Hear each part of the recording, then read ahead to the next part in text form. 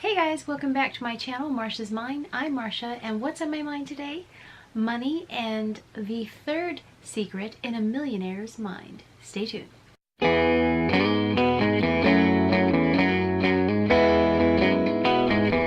If you're new, we are going over the book, How Rich People Think. This is the author, Steve Siebold, and he is the one who has interviewed multiple millionaires and put their secrets into this book. So just a disclaimer, I am not a guru. I am just learning I'm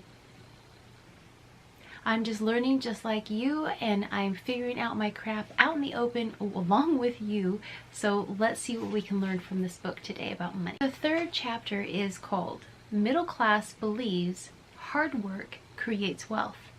World Class believes leverage creates wealth. And if you're new, I just wanted to reiterate that this gentleman here, he has made this book, and the terminology he uses is probably just that. It's unfiltered and politically incorrect. So this is just a way to differentiate things, from the average Joe to millionaires.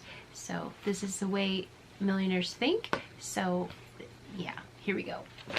He states in here that if hard work was the answer to success, every construction worker and hard laborer and cocktail waitress will be rich. World-class people, they work hard, but not in the traditional sense. Hard work to the wealthy means like outthinking their competitors, or leveraging the collective, I like this, or leveraging the collective brain power of their advisors. Sentence in here, and I'm just going to read it because I don't think I could paraphrase it.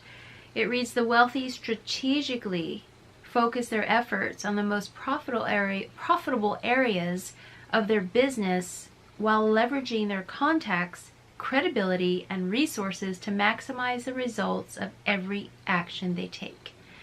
And in this chapter, he says that the middle class, they wear their hard work as a badge of honor. He says, one group is mentally and physically exhausted at the end of the day. The other is fresh and excited because they're thinking about solutions and ideas that will keep the first group employed. As a result, middle class lives paycheck to paycheck, and the world class lives without limits. Isn't that true? I mean, look at Kim Kardashian. She bought a baby bag for $28,000. Now, I'm not saying anything about it. I'm not judging her. I'm just saying she can do that.